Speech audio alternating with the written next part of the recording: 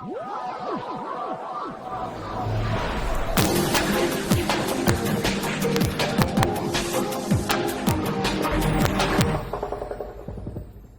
and welcome to episode 34 of Self-Out of Course, a podcast discussing a new science fiction work on the second Tuesday of every month.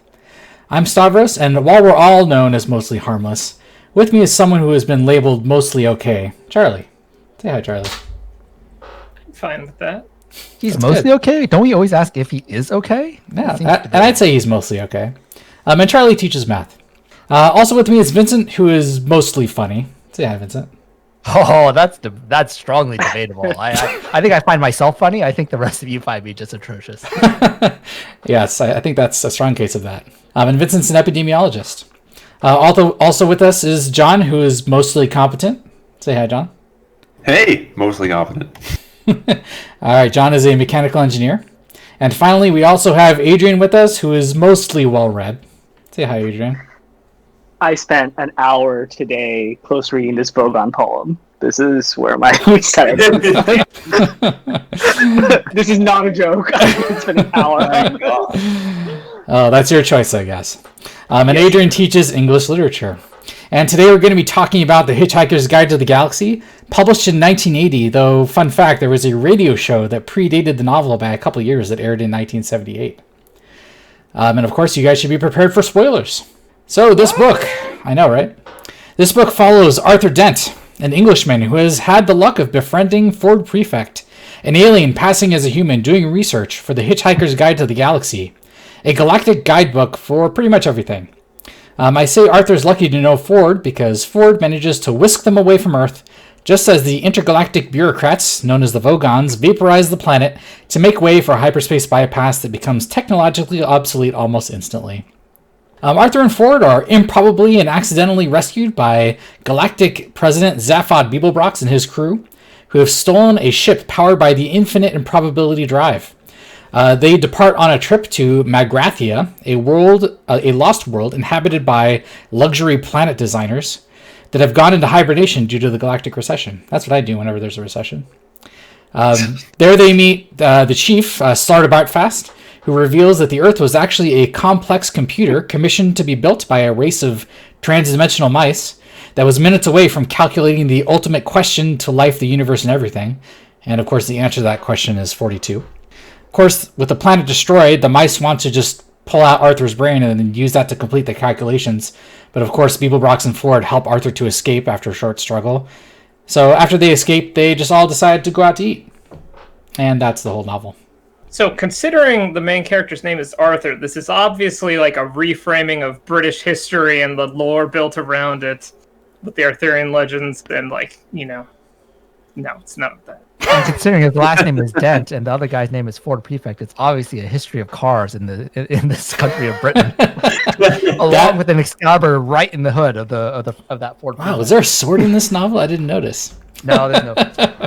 Darn, okay. All right, well, so let's jump right in. So, I mean, this is a sci-fi podcast.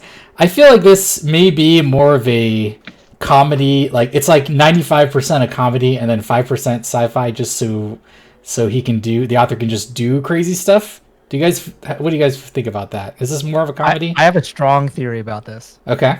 So Douglas Adams, he, prior to writing Hitchhiker's Guide, he wrote for Doctor Who, and he also wrote for Monty Python. This book is literally those two genres put together into one novel. Doctor Who is just British, like space kind of like theory, like space sci-fi, but really it's just British random humor from Monty Python's Flying Circus thrown into the context of a Doctor Who episode. And I swear to God, it encompasses like 100% of everything that he writes in this book. It's just that, like, replace the TARDIS with like the Heart of Gold, and you just have like a bunch of people in space for no good reason who used to be from like Britain. And now they're just making really good British jokes out in space and dealing with the randomosities of British humor and jokes. I mean, you could have just said it's British space comedy. I mean, You that could have exists, said right? it's like Red Dwarf Yeah. at that point then, right? But he didn't have any connections with those two. He was just like Doctor Who and Monty Python, both of which he worked for, and I feel like they heavily influenced his writing of this book. Okay, this is not meant to be incendiary, but I truly believe this. This is better sci-fi than A Fire Upon the Deep. I absolutely What? need this as a case. Get off the show.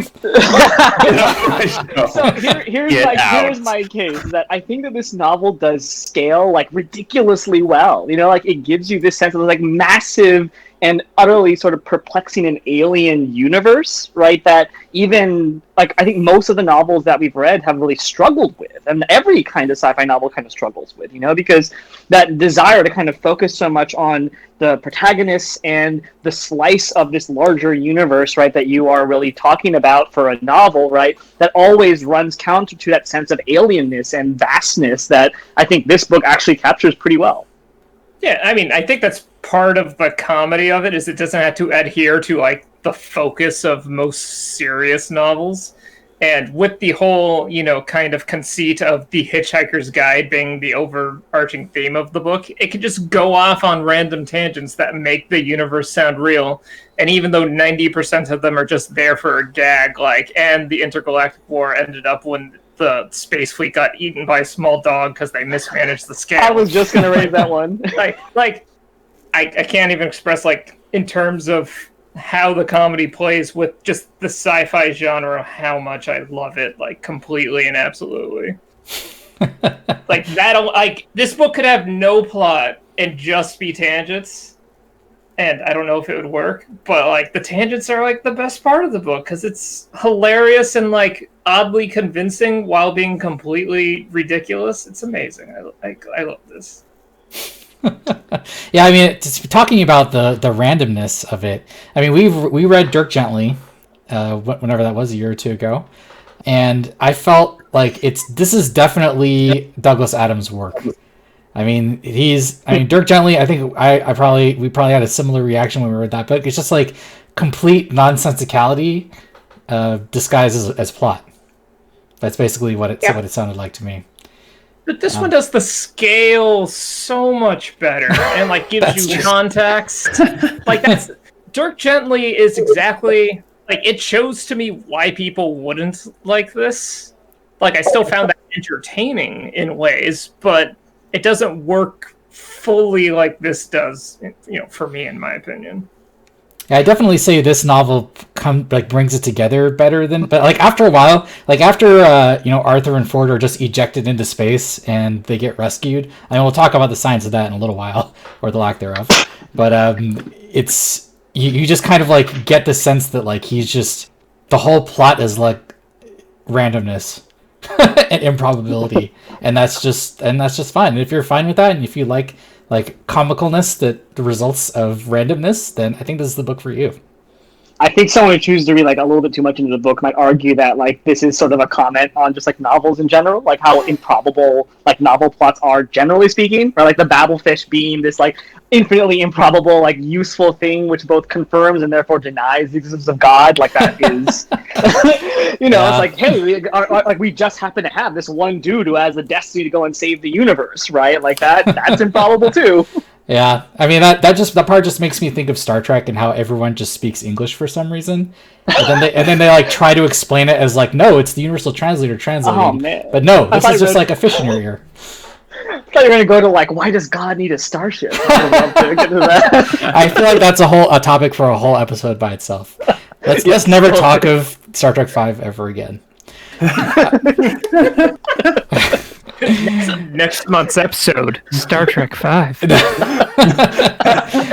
Maybe we'll have to do a special episode about that. I take that back. Let's go on the opposite end of the continuum. I want to pick on that Adrian's point a little bit more, though. You please. think that this book does scale so much better?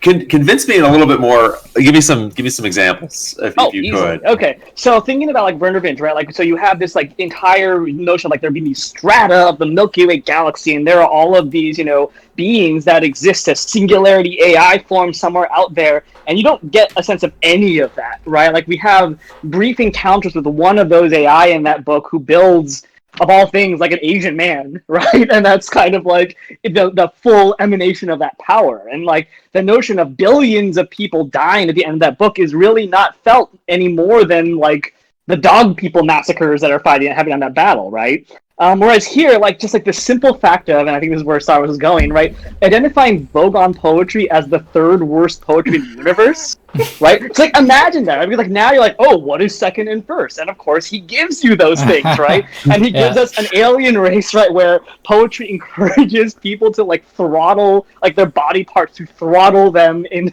to stop them from reciting it, right? And then one last in joke, which is actually referenced like one of Douglas Adams' like schoolmates from childhood or something. Like, that's just brilliant to me. Like, that sense of like just like those little details of there being like all this context around information. Right, that we don't just go straight to this is the worst poetry in the world because that's the kind of universe that ends the conversation. Right, that everything in this universe happens in a larger, wilder and weirder context. Yeah, I think there's the thing is like when he says like third worst, and then he proceeds to give you the second and first worst. I feel like that's like skill at comedy and not necessarily at like science fiction world building. So when you talk about, I mean, for some reason, like let's call it just space opera genre in general, where they're giving you all of this like big picture. It's, I mean, obviously completely different genres, but I think Douglas Adams' style is more comedically effective, whereas like space opera style is like, I don't think he's going for making you lol. He's going for giving you all this background. It definitely accomplishes very different goals. I mean, I feel like the way Douglas Adams writes is as if he didn't have an editor. Like, you know, we just talked about Bryce like last month, and he's like, oh yeah, the book is 3 times as long. I feel like a lot of people, when they write their books, have context like that, where it's like, oh, it's the second fastest mech in the galaxy. And the first one is, let me tell you a chapter about the first fastest one. And then like editors come along and say, hey, the book is a little too long. This is too verbose. You got to cut this stuff. Like, I feel like Douglas Adams just didn't have either an editor, or he didn't, or the editor maybe came from Monty Python, which is like, fuck, just put everything. I think it's more likely is that he had like 5 times as many asides, and the editor just came in and was like, what the hell is this? Cut this 75%. Like left most of them in. Yeah, I think he was notorious for like writing extremely close to a deadline. They like he just couldn't write anything unless it was like right about to happen. So I mean, maybe there was no time to edit his. I mean, that's exactly why the book feels the way it does to me. It's like it just feels more like stream of consciousness, and as if it wasn't edited, which makes it really funny because it's just like it's so different from anything else you read. Because most of the stuff we read is heavily curated, unless you're reading a lot of fan fiction or something like that. But like his writing is high quality, but at the same time, it is very random, and most editors would not let most of it through. In my opinion. I was just going to suggest that like making the comparison from this to like a real space opera is a little unfair because I agree with you that one of the things that makes this so enjoyable is just how everything, like almost everything, just like spreads out and gets like expanded upon. Like, and as you said, anytime there's any hint there could be an expansion, maybe 50% of the time it gets like a full-on explanation that's equally hilarious. But when the goal of a bunch of these is for comedy, like having to explain, you know, what's the deal with the like say explaining what's the deal with the mattress, that's just the thing that came to mind, even though that doesn't come up until later books. You know, he's doing it for a punchline. It's not like he's doing it to enrich the world, like say something like a fire bomb that he would need to be doing. So like I think he has an easier job, but the fact that he has an easier job lets him do this, and it becomes super effective. Whereas I feel like we're bringing up Dirk Gently, because the scope is smaller, you don't get that happening, and a lot of the jokes just kind of feel constrained, or just like, I think as some people say, like lulz random just to be lulz random. Whereas everything has like this dual purpose in the Hitchhiker's Guide that just works so seamlessly.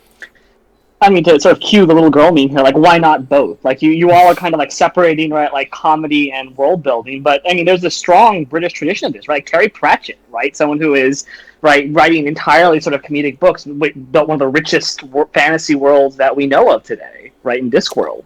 So why do you guys feel like there's a separation between comedy and like world building in that sci-fi scale? I don't think there's necessarily has to be a separation. It's just a different genre. It's kind of like the way sci-fi is different from like, you know, comedy, and comedy sci-fi is different from comedy strictly. Like it's just slightly different. So to compare them is a little bit apples to oranges a little bit too.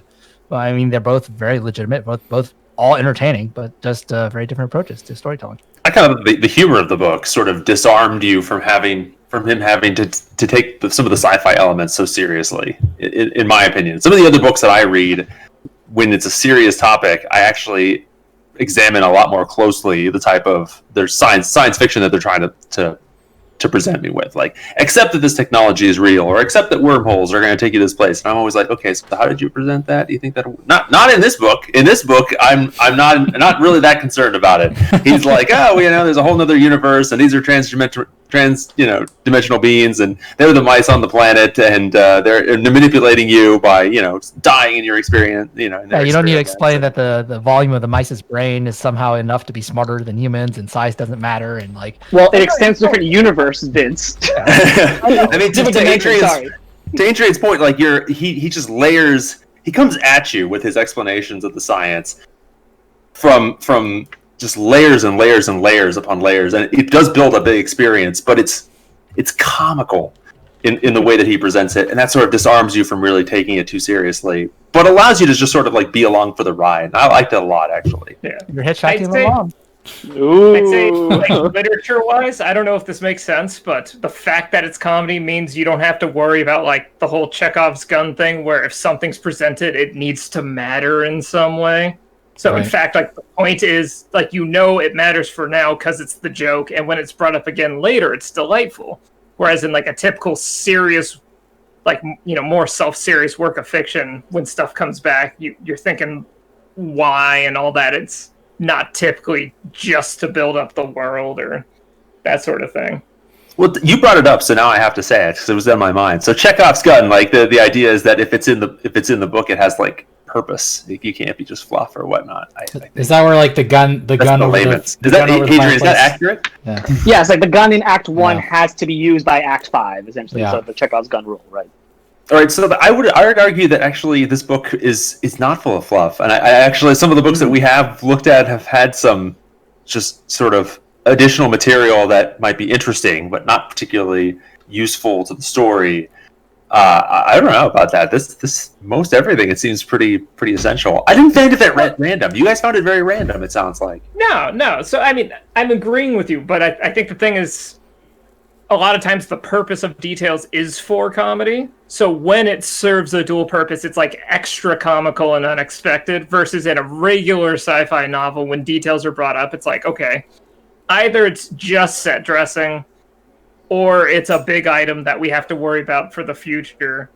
And John, when we say random, I think, at least from my point of view, it's more that I'm speaking to it as a terms of like a random number generator in terms of chance. It explains a lot of things in this book, as opposed to it just being like purely random. Like I say it this way in that, in the very beginning of the book, like the ship, the Heart of Gold, has an improbability drive, and it shows up to pick up Arthur Dent in the middle of space, and randomly, like 29 seconds after he and like Arthur Dent have been ejected into space. That to me is like, it's very directed. Like, it's not random in that he knows he's going to save these two characters, but the way he chooses to explain or how to chooses to do it is not any way that any other writer in the world, I think, would ever have done. Like, you can ask all five of us to come up with that same scenario. Like, how do they get saved in space? I don't think any of us would have come up with an improbability drive in a ship that had just been created that got stolen, and it showed up randomly to pick them up by chance, and then they flew off from there and continued the story. Like, that's just so improbable that's what I mean when I say random. Not that he is random and he throws in things that he just leaves hanging and then never addresses them ever again. Is it any more or less random than, like, I don't know, Han Solo being like the exact right place at the right time to save like Luke Skywalker on the trench run, for example, right? Oh, no, I mean, I don't think it's necessary. I think there are a lot of things in this world which are a bunch of happenstance. So it's like, you could argue in World War II, any given bullet hits one soldier, doesn't hit a soldier, leads to the loss of a battle, leads to the loss of the war. Like, there's all sorts of butterfly effects. I think that what he does is he takes it a step further. I think he enjoys the fact that he can create something so nonsensical, something that you couldn't even rationalize. It's almost as if he thinks about it, says, can I rationalize this? I can. Throw that idea out. Come up with something more irrational, like something that nobody else would come up with. Like, Han Solo saving like Luke is like, oh, well, you could imagine, well, they're on the same side in the same war. Like, I mean, he could theoretically have been flying in the right place at the right time. But in like Douglas Adams' mind, it's like, that's too rational. It's not absurd enough to the point where people would be like, what the hell? Like, if I can't get you to say what the hell, it doesn't deserve a place. This book is a lot of what the hells, I think. Yeah, for sure. If you don't get it, then that's not Douglas Adams. Like, you're reading some other author. So before we move on, because we're spending some time on this, but Adrian, I feel like you had some very specific reactions to Vogon poetry. And if you're telling me you read a lot of it over the day today, I mean, why? I mean, what the hell? I mean, do you have some kind of reactions, or do you just felt like you felt masochistic? I think actually this sort of will tie into what we've been talking about here. So my question to all of you is like, this is so much fun. What is so bad about Vogon poetry? I mean, what's bad about bad poetry? First of all, I don't think it's like relatively fair to say that they're like with literary and artistic things. It's really hard to come up with an actual ranking. You know, it's like saying where's the third worst movie of all time. It's like, but the book tells us that they are the third. I have a little bit of hate with that because I'm like, when it comes down to something that subjective, I'm like, I don't know if necessarily I believe the book, but I'll go along with the fact that the Hitchhiker's Guide believes it's the third worst version of poetry.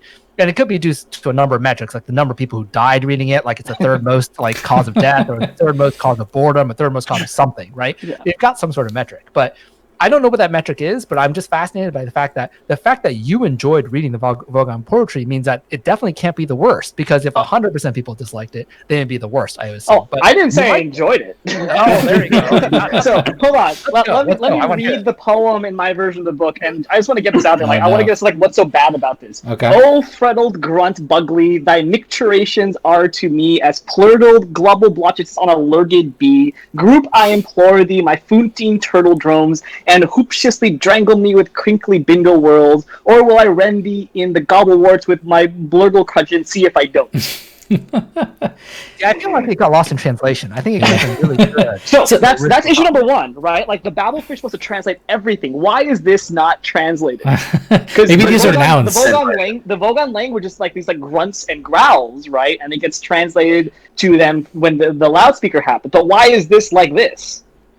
It's not. It is I read it as this is translated. Did you guys not read? Because he's got the Babelfish in, so this is literally what it means. Yeah.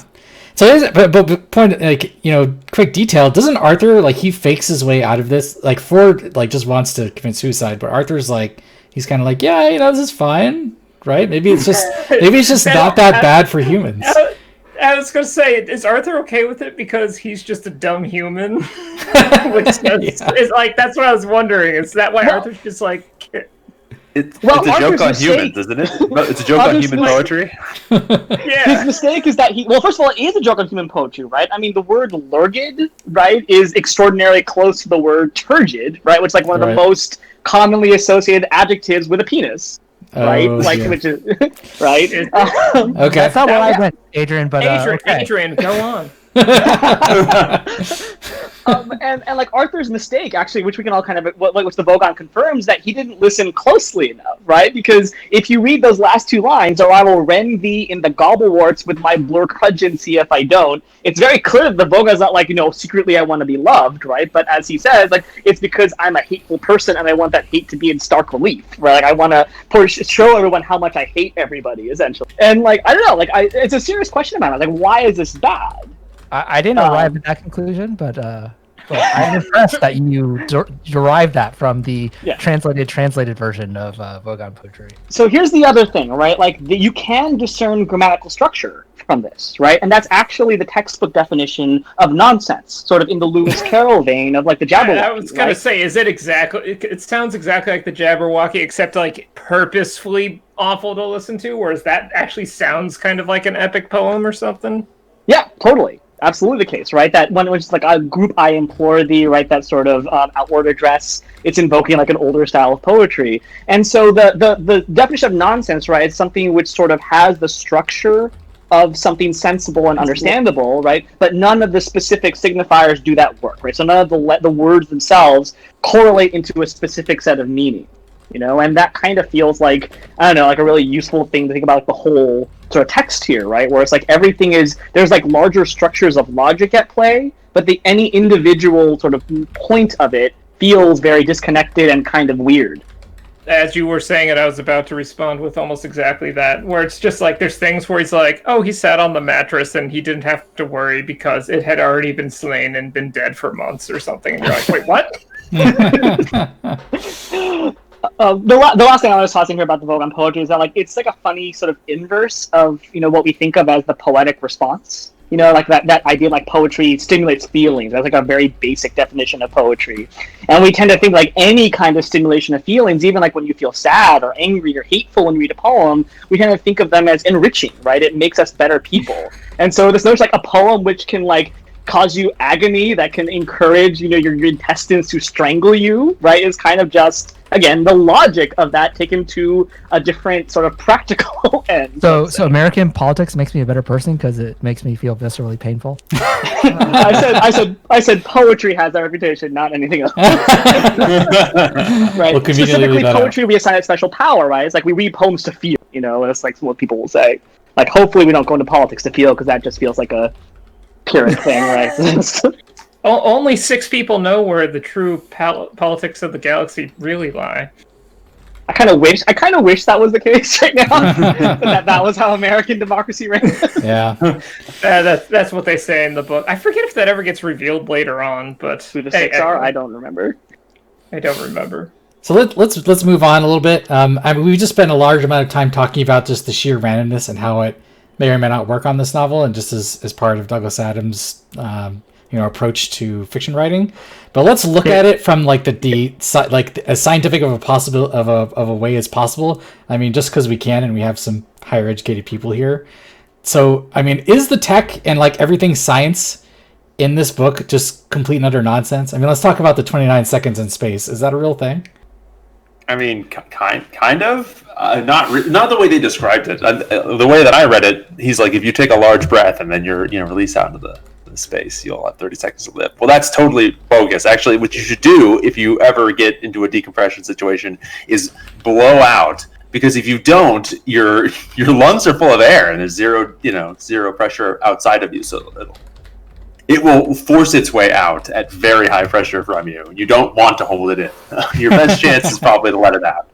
But you're going to die. Yeah, you're going to die much sooner than you think. Probably because your blood's going to boil and all that stuff. You won't last for long. You're going to it'll take a lot less than 30 seconds for you to probably pass out, become unconscious. Okay, well that's one element. Did any other? I mean, obviously there's not a lot of full-on tech in this novel. I mean, we have the drive that runs on improbableness somehow. I mean, is that just impossible? Stavros, I did the calculation for it being picked up after being thrown into space within 30 seconds, and yes, it did come out to exactly 2 to the power of 276,709 to 1 against. Are you full of shit? I think the better question is like... Don't ever tell me the odds. Oh man, I can't get away from Star Wars. A better question, I was like, conceptually speaking, does this feel like honest? Like the notion of like, in order to travel such vast distances, like, do you need something that messes with probability, right, in order to get to some other place? I don't know. Like that strikes me as a more interesting question. Well, it didn't even bring up like faster than light travel, if they even have it normally, which I assume they would, but... So, Arthur C. Clarke said that magic's just science we don't understand yet. I feel like Douglas Adams his double talk and his fast talk and his kind of nonsense kind of like approach to sci-fi kind of helps disguise a lot of the things that you're talking about. Like just the fact that he says like improbability, it's like, oh, it just could be something we don't understand yet. And therefore it could actually be something scientific. And there's nothing to say that like 1,000 years from now, an improbability drive might actually work, or you might talk about math in a drive, and therefore probability worked its way in, and therefore it becomes named an improbability drive. Like, I think anything's possible in sci-fi, and that's the magic of sci-fi. And I think he does a good job of not trying to explain any of his tech, which basically makes it so that like it's essentially magic science to us, and we might as well just roll with it. And I think that's why it's so successful as a series. We just roll with it. Well, I also think it plays with the humor of like a lot of results you get from math and science are like kind of counterintuitive. So I feel like that's the source of why the humor works, is it gives you this 2-second explanation that like without analysis your brain just kind of goes like, okay, because that's how we've been trained with science and chemistry and all this type of stuff we've learned in school. So even though most of this has to be nonsense, like it's very easy to just read it and buy into it, because you're just like, yeah, that sounds like stuff I've been told before. Like, sure. I mean, you could draw a syllogism here, right? Where it's like, the improbability drive creates the most improbable results, right? What is the most improbable result? The existence of the improbability drive, therefore exists an improbability drive.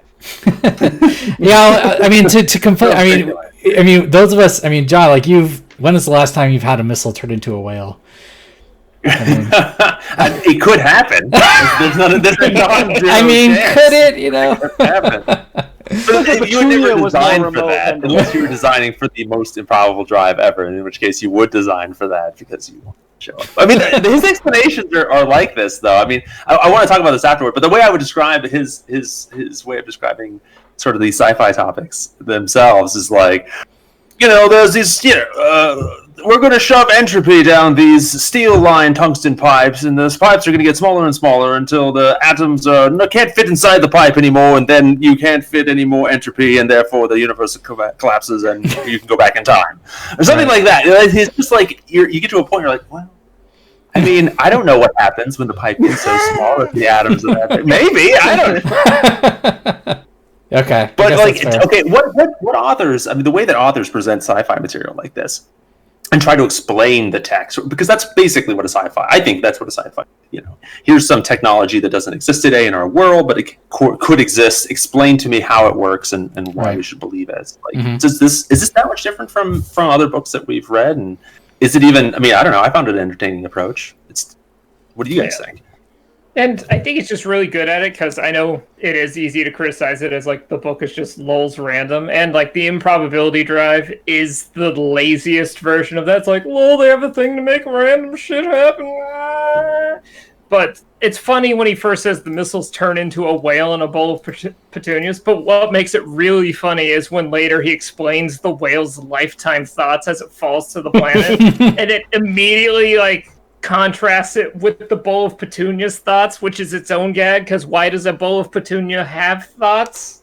Like, that's what makes it work so well. It's just like how everything's connected and paced, and even though yes, any individual part may be lull random, you just don't see stuff getting expanded upon, even though it happens so often that you really should. And it's Oh my god, when I saw Will It Be My Friend, like, I remember the first time I read that feeling so bad for that whale. Yeah, I felt bad too reading it a second time. Yeah. Poor whale. All right, well, I mean, what I'm getting from this is, we are, some of you guys, at least not me, are like fairly educated people, and you look at this and you're just like, okay, and that's it. I guess I never got the education and learned how to read. No. Nope. I read this book. I read this book. All right. I felt like a caveman. Let me just give an aside. I felt like a complete caveman. I was fondling dead trees. Never again. So I'm sure I've said this to you before, Stavros, but like the one thing I felt like when I left college of getting an undergraduate degree in physics, so like enough to have done a bunch of complicated stuff, but not enough to like really learn anything, is I would sit down and watch science specials, and no matter what it said, I'd pretty much leave with the thought of like, sounds reasonable. Did you have that when you read this book then? No. All right. I mean, okay. This book is fiction, Stavros. It's not real. What? Lies. Let's so a related topic though. I feel like we have to talk about Marvin as a example of technology. I mean, Marvin's existence is not related to improbableness. I mean, aside from just Douglas Adams just including him just because he can and because it's funny. But John, did you have some strong feelings about Marvin? I did, and mostly I just wanted to get this on the podcast. but I did. But well, first of all, I'll give a legit answer, which is like I thought it was interesting that like the robots that he shows that they started making he displays they started making robots that are like more like human beings and so forth, and of course the ones that they create are like sadly depressed and can't find doesn't think that anything they do is valuable and doesn't know why anyone would want to be friends with them, and it's really sad. Another commentary on humanity. But no, I really liked the part where he had talked about how the developers of the robots, like even in the future, would be like, those are the kind of guys who get put up on the wall first, like a real good old British execution joke. And he's like, and we know it's true because we got the book back from the future that said that those are the first people to get their backs up against the wall. Yeah. I think it's important to realize, right, like that the radio drama was launched in 1978, right? The 1st book was 81, I want to say, or around 80, that time, yeah. right? So like, yeah, so like we're right at like Margaret Thatcher moment, right? Where like where all of this like worker politics are such a big deal in England, right? Like the coal strikes, things like that, and so like there's this great moment there where it's like how far do our sort of liberal values extend? And one of the recurring themes in Douglas's novel seems to be like workers that really want to do their job and like really really enjoy it, and how like horrific that is. Right, the doors are like, you have fulfilled my life's function, right? Like the computer that's like super super happy and cheery, and then of course in the next book, right, the food that wants to be eaten, right? Like come and take that cut off my pork loin here, like it's especially tasty, right? Yeah, yeah. I was trying to, yeah. I mean, it's just so. It's so typical Douglas Adams, where you just like, he fulfills his plot purpose, where he just like makes the enemy computer kill itself because he's so depressed. It's like a weirdly more like developed like understanding of like droid, I don't know, like philosophies and Star Wars is, right? Where it's like, hey, these things are like fully cognizant and they can feel pain, but we can just own them, that's fine. We keep getting stuck on Star Wars. Like, I feel like C-3PO's personality is just like one bad day away from turning into Marvin. Yeah, and just realizing how close this is, because this is after like is this immediately after the first Star Wars? I'm guessing 77, right? Yeah, it's a couple years. Yeah. So just like how close it is, and like how clever and like how extrapolated it is, just from that one simple idea that had been immediately popularized. Yeah, for sure. Okay, well, switching gears, I wanted to. We mentioned it briefly before about the kind of random. Here we go back to random, but the backstory and like all the entries from Hitchhiker's Guide and all like the asides back to historical stuff. When Sword of Artfast is talking about deep thought and generating the answer and stuff like that. But I wanted to go from like a structural and reading flow standpoint.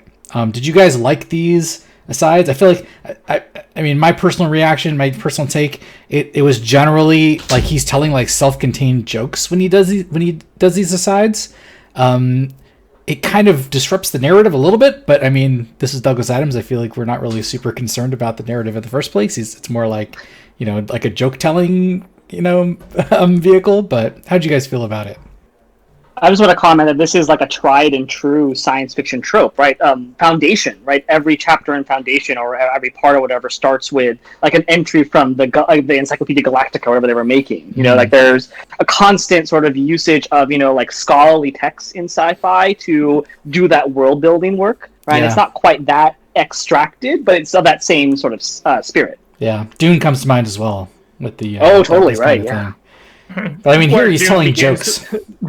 So every chapter of Dune begins with like, "Here's a spoiler."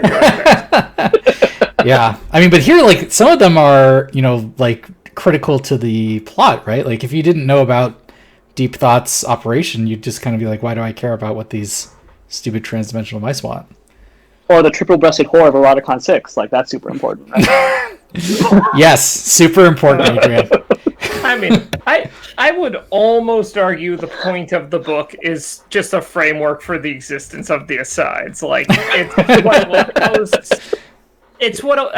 was talking about before. That's why the book is, in my opinion, just so it's like genius and so great. Is it's built around just constant aside after aside after aside.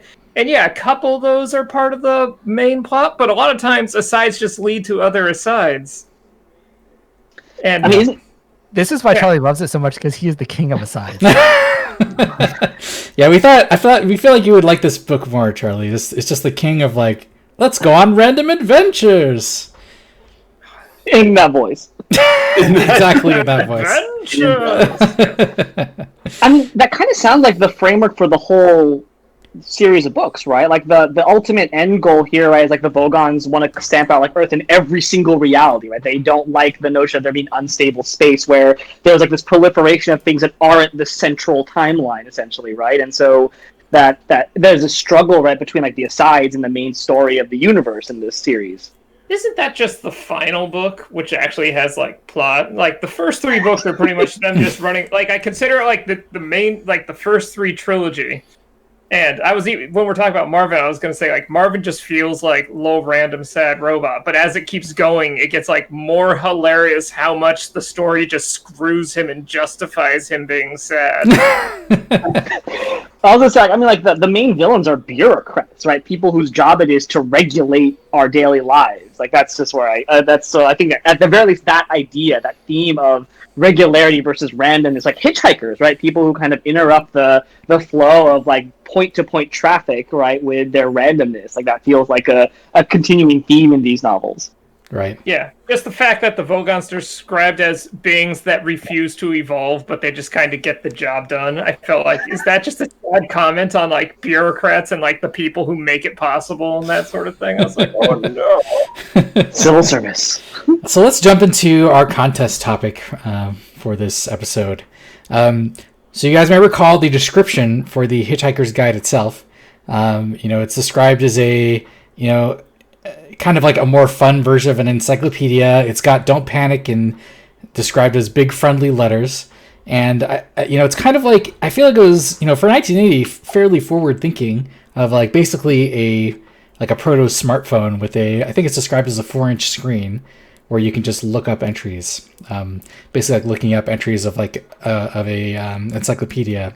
So what I wanted to do was go through each of us and have each of us pitch, like if Hitchhiker's Guide was kind of re-released today, or maybe a better way to think about it is if there was another movie version of Hitchhiker's Guide, poor Martin Freeman and Alan Rickman, but if in 2021 or 2020 there was a movie version of Hitchhiker's Guide, how would the Hitchhiker's Guide to the Galaxy appear?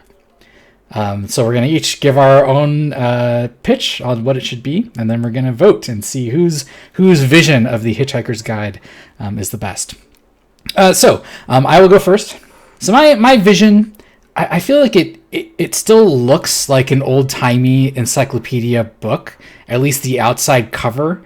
Like it's like, if you think like of the encyclopedias that you kind of would buy in the 90s, like with like gold lettering and ink on the side, just like looks like really big and pretentious and completely out of place.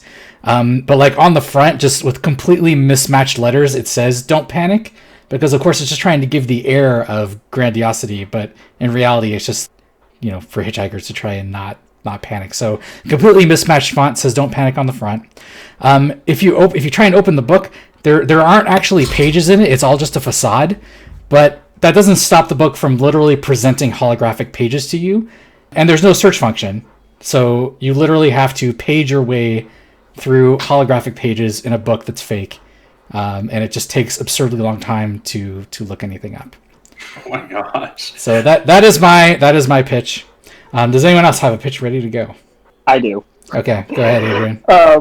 Okay, so essentially, the hitchhikers in this series are basically hipster bohemians, right? So I think if we were going to have that movie today with sort of our contemporary sensibilities, it would be an all-paper version of the book. Right? Okay, sort of all paper. All right. Yeah, all 3 office buildings worth of paper, right? How would that work? It doesn't matter. We do things like the old-fashioned way. All right. Right. We brought back baking and brought back record players. We can bring back paper. Fondle paper, as you said. Fondle dead trees, as you call it. That needs to be the byline of this entire podcast. Is fondle dead trees. We're renaming it right now.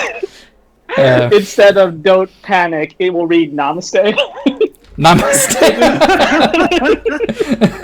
Okay.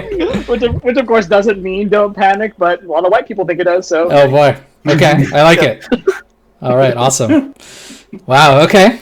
Who else has a pitch ready to go? Actually, I had one. So it's not nearly as well developed. You guys had good ones. So mine's gonna. I didn't think of it that way. You didn't think of it as a good thing. I didn't think of it as. So I thought a contemporary version of this, but in a Douglas Adams sort of way, would be that essentially there would be like you would either have this like cybernetic dog or child or robot or something like that, which you would ask it the questions. It would be the Hitchhiker's Guide would be like something that would follow you around essentially, and you would ask it questions, and you would think that it like would have all that information just inside of. Instead, it would consult like this like I'm thinking of like molecular level like microfiche, where it has to look with a giant microscope down at the information and find it. Anyway, that's what I thought. Okay. You're thinking of K9 from Doctor Who? Yes. the robot dog companion he has for like 15 years or whatever. Go with what you know. All right, that's a good one. I guess I'll go. Okay. I mean, so I still like, because, if we're going for like the future of today, I feel like direct like mind feeds or something would be the thing to go. But I still like the idea of it being kind of like a tablet, except let's make it like the truly inconvenient tablet or phone that people actually do, where it's like just the right size so it doesn't fit in your pockets, but you got to stick it in your back pocket, but now you can't sit down, and that sort of thing. Okay. And like, if you want to actually ask it something, you got to put your mouth up to it and like lean forward into it, and it probably mishears what you say.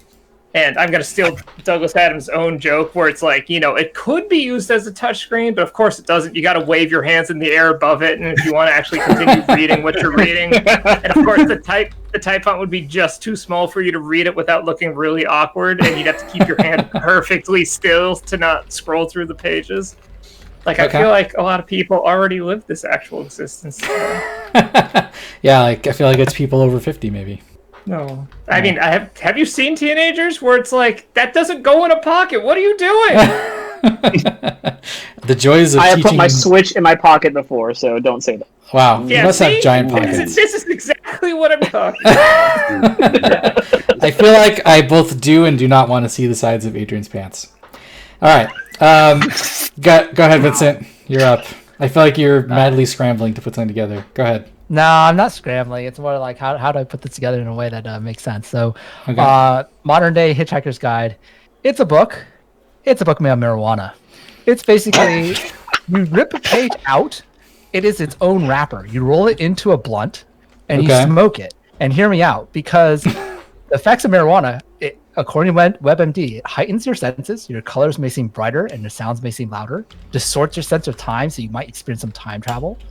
Hurts your motor skills and makes driving more dangerous. So you could get into Heart of Gold and fly to improbable places and pick up random people. And the final effect is it lowers your inhibitions, so you might have risky sex or take other chances. Oh, I'm going God. to go with the other chances part, which is basically go on massive adventures through the galaxy. And anytime you need some help from the Hitchhiker's Guide, you just smoke another blunt, and it just takes you on another awesome, totally excellent adventure. Wow. So, Stavros, how many states is this podcast legal in? I feel like we're gonna find out. Like YouTube's gonna be like, "Sorry, you can't post this in all regions." But no. Okay, so I mean, Mississippi, I have a clarification. So like, are the pages blank in?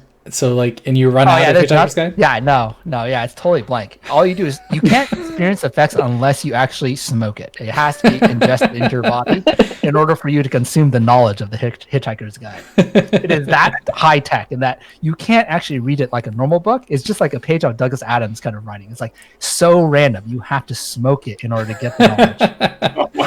I like it. Okay.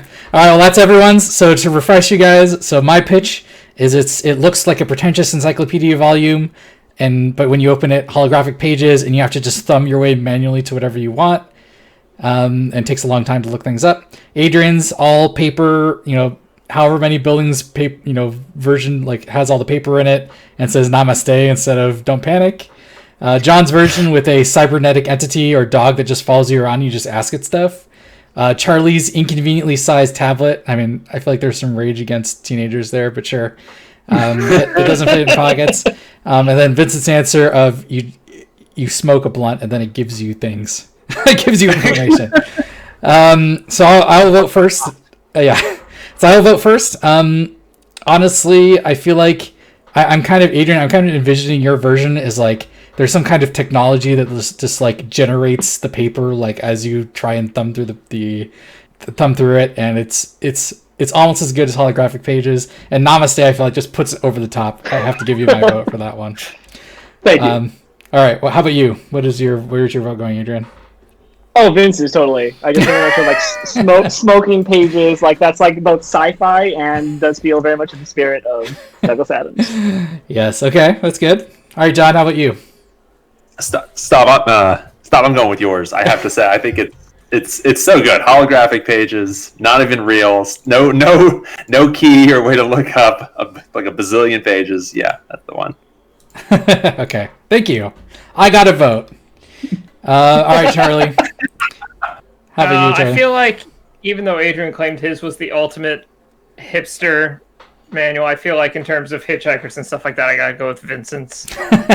All right, fits the theme of Hitchhikers. All right, wow, Vincent pulls out in the lead. That's racist.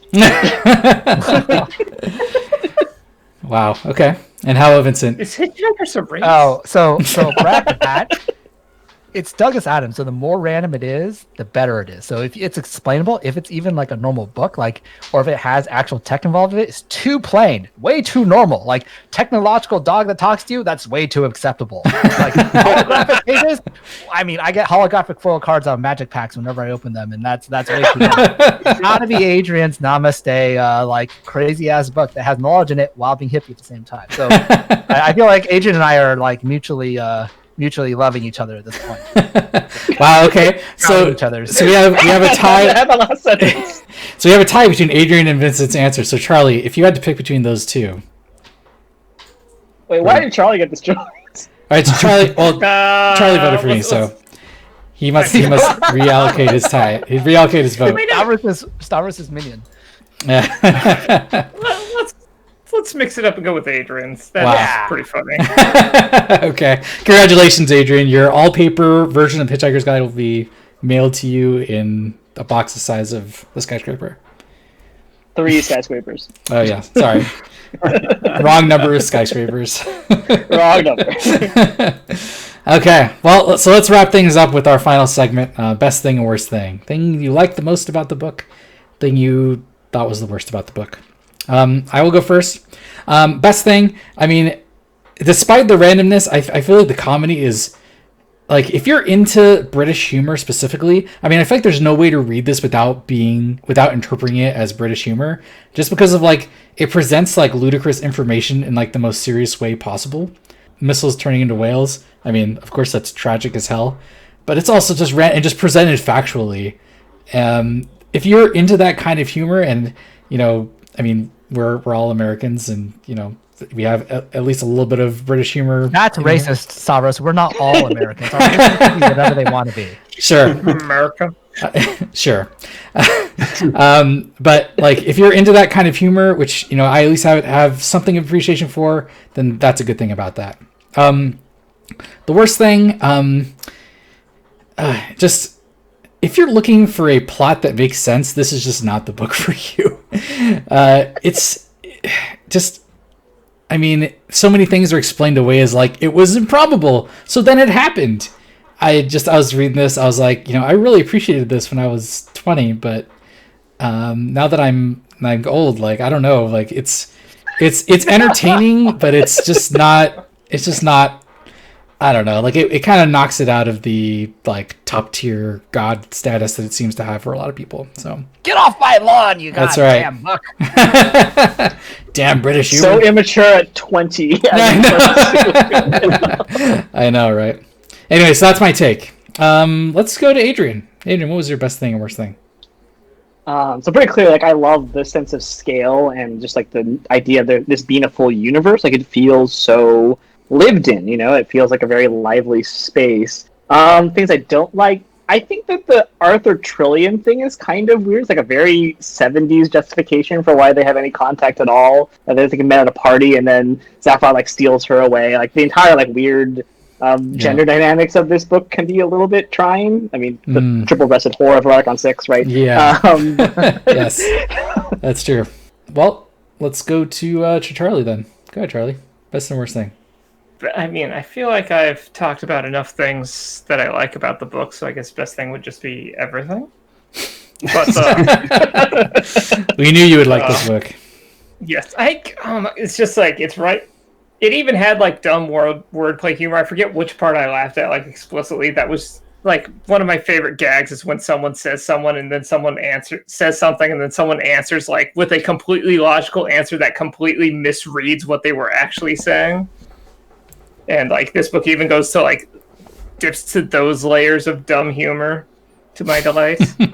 But Great. probably the worst thing about it is usually I don't think I've ever read it where I've just read the first book. So I have like the ultimate Hitchhiker's Guide where it's all 5 books in one. Yeah. And yeah, I may have mentioned it before. I think like the last 2 books are like okay and don't quite match up to the first 3 as a trilogy.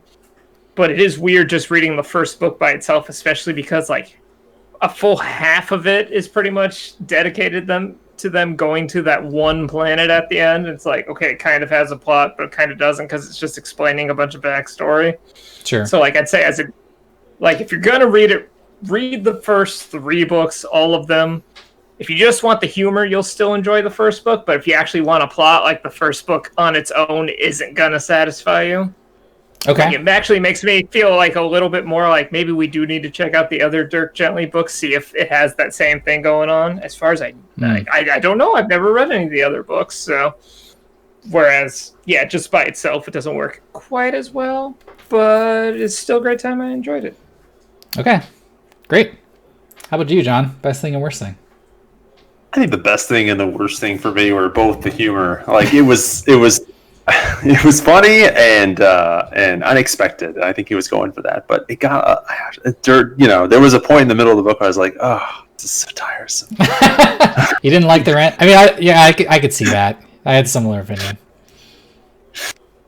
Write a serious sentence, for goodness sakes, Doug. Come on. I'm just envisioning John just being like, come on. That could have That's what Marvin is for. One serious sentence. John would be like, oh my god. Relief. Okay. And bring us home, Vincent. Best thing, worst thing. I think you alluded to it best, Stavros. So like in terms of like the probable, I don't know, it's like the maybe best, medium, worst thing. So like the medium thing is just like the book does seem to appeal to different ages and to different like levels of where you're at in the world. So like I read the complete guide to the Hitchhiker's Galaxy back when I was in high school, which is like the compilation of theoretically all the books, and then I got like So Long and Thanks for All the Fish and whatever other books were added on at the very end. Mm-hmm. And I remember highly enjoying it. Reading it through now, like maybe like over a decade later, I have to agree that like John and Stavros, like you kind of like me experienced, I think, the same thing, which is that, it read really well when we were young, but it didn't seem to read as well when we were older. And maybe it's just because we're slightly jaded sci-fi folks who have gotten way too used to our like, we're too highbrow. Serious sci-fi, like, Star Wars, like, Star Trek, like sci-fi must be a certain way. And you youngins are like messing things up. Like, I mean, this is an old book, but like it's different. And Sure. And different can upset certain types of people, especially old people like us. So Yeah, we don't like change. So I liked it when I was a kid, and now the fact that I don't like it means maybe I got more conservative. But like, I can't say that I necessarily enjoyed it as much. And I think you're totally right, Star Wars, that maybe one of the best things and worst things combined is that it is very strongly smacks of British humor. And I personally like Monty Python and the Holy Grail, and I did like Doctor Who. So I guess if I had to recommend to readers, it's like if you liked either or both of those series, this is a slam dunk. This book series would be great for you. If you've tried either of them and you didn't like them, this book is probably not going to be up your style. In terms of like maybe the best thing about the book is that like I love the fact that it is so flippant and irreverent and it alludes to so much random chance in the world, all of which is very probable, like, because mathematically, like, anything's probably possible, and that's pretty much the way Charlie looks at the world. It's like, hey, someone walked through a wall, that's theoretically possible. Like, anything that happened in this book is theoretically possible. And if you love to suspend your disbelief, this book will make it beyond easy to suspend your disbelief, because it takes a lot of the very mundane things in life and turns it into very real things. Makes it wacky. The main character getting his house knocked down because of a freeway then becomes like Earth being knocked down because of an intergalactic freeway. It's like some small, like very nonsensical things that make you feel like, oh, this is very random, but also very entertaining at the same time. So I guess I would recommend it, but only to a certain select view of the audience. If you're young and or you like British humor. Yeah, good point. That kind of feels like you opposite people, right? If you like tea and crumpets and you're very young. This makes no sense. A great way to close out the episode, because what do we say that ever makes sense? So, of course, if you, the listener, have any feedback or suggestions on books we can read and discuss, you can reach us at subplotofcoursepodcast@gmail.com or on Twitter at subplotpodcast. And for next month, we are going to be reading a novel called This Is How You Lose the Time War, a novel by Amal El-Motar. Say goodbye, everybody. We're gonna Goodbye. screw it up so many times in future books, Stavros. It's gonna be great. So long, and thanks for all the fish.